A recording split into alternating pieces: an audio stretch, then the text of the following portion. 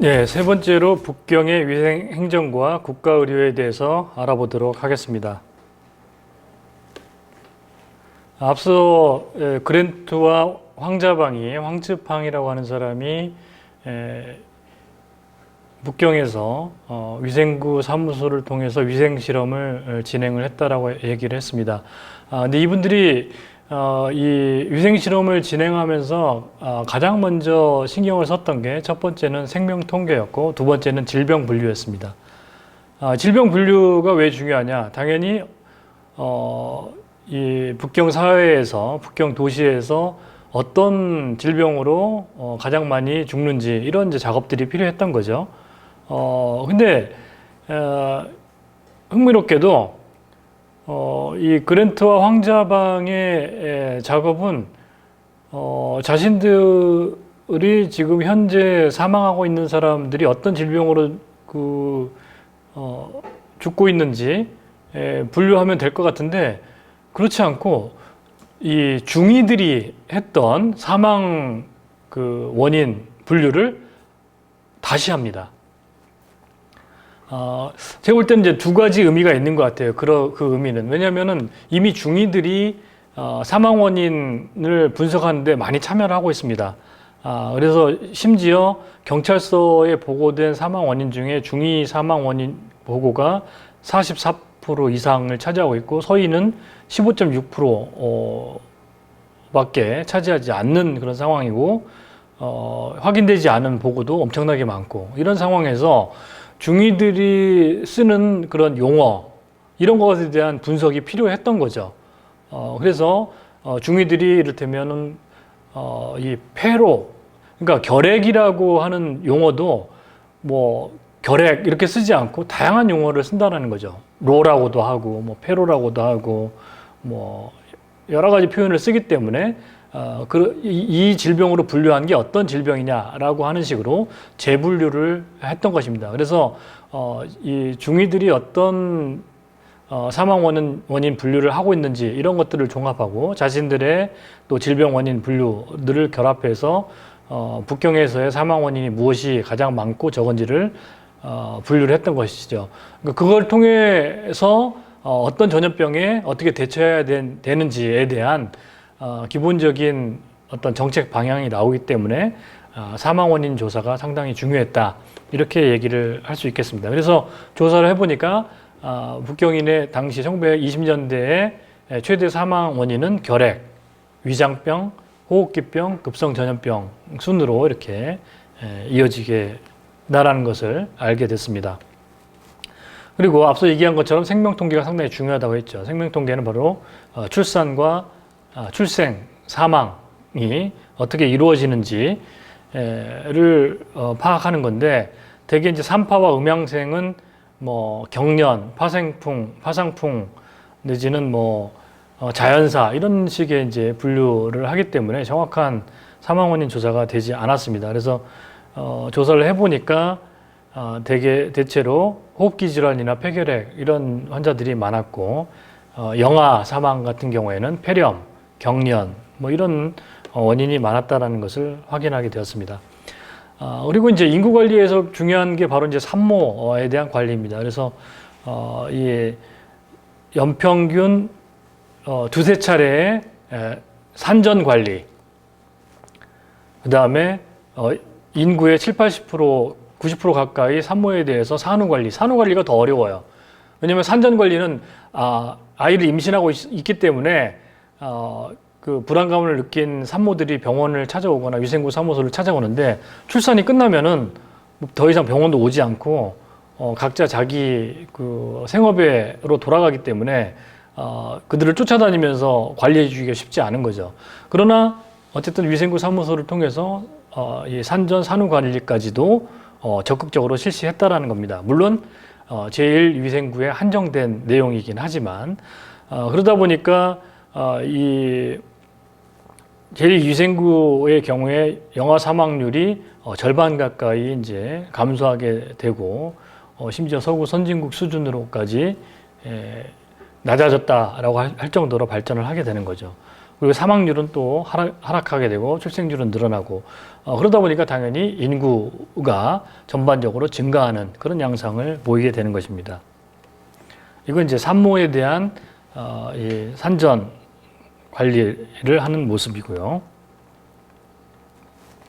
그 다음에 이제 전염병 관리가 중요합니다. 왜냐하면 전염병 같은 경우에는 갑자기 많은 사망자가 발생할 수 있기 때문에 특히 이제 콜레라나 두창, 패스트 이런 급성 전염 구종의 법정 전염병을 제정해서 이런 전염병을 선제적으로 관리를 하게 했고 평균 치명률이 40%에 이를 정도로 많은 사람이 사망을 했습니다.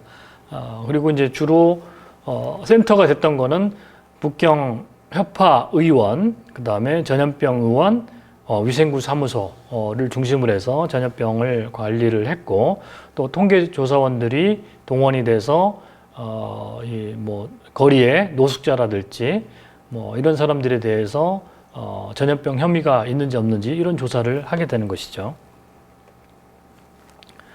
특히 당시에 이제 두창 치명률이 80%에 육박할 정도로 상당히 이제 높았다는 걸 알 수 있는데, 그래서 이 두창 같은 경우는 근데 모든 전염병 중에서 거의 유일하게 예방 접종을 통해서 예방할 수 있는 유일한 전염병이 사실은 두창입니다.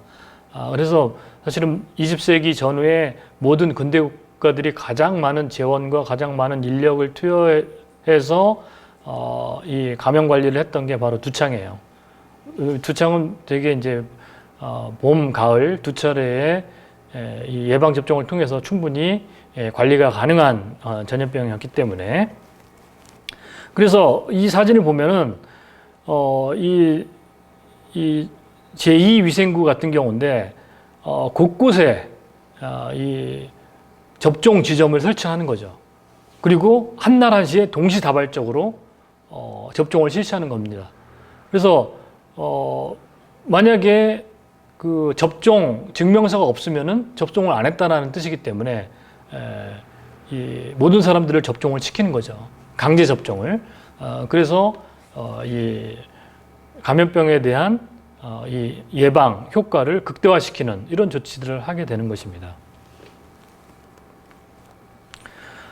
그다음에 가장 이제 관리가 어려운 게 만성 전염병입니다. 만성 전염병은 이제 특히 이제 결핵, 한센병, 성병 뭐 이런 것들인데 이런 이 만성 감염병들은 대개 이제 개인화된 그런 이제 질병들이기 때문에 찾아내기도 어렵고 관리하기도 굉장히 어려운 그런 이제 질병들이죠. 그러나 이제 위생구 사무소에 이런 이제 그 결핵과를 신설한다든지 또 이제 이 성병 치료를 위해서 기녀 검치 사무소 이런 것들을 설치를 해서 주로 이제 기녀들을 중심으로 해서 관리를 하게 됩니다. 이것도 이제 성병 관리가 북경하고 상해가 상당히 많이 다른데 상해는 이제 폐창을 해서 아예 이 기녀들이 존재하는 기원 자체를 없애는 그런 정책을 했고, 근데 폐창을 하게 되면 그런 이제 폐창 조직들이 일반 주택가로 스며드는 게 문제죠. 근데 이제 북경은 그렇지 않고 공창을 유지하는 식으로 기원을 유지하고 그 기원의 기녀들을 관리하는 식으로 유지를 하게 됩니다. 그래서 도시마다 이런 성병에 대한 그런 대책도 달랐다라는 것을 알 수 있죠. 근데 어쨌든 이런 정책을 통해서 만성전염병 관리는 되게 어려웠음에도 불구하고 북경의 경우에는 이런 조치들을 실행했다라는 게 의미가 있다라고 얘기할 수 있겠습니다. 이거는 이제 성병 조사를 하는 실험실입니다.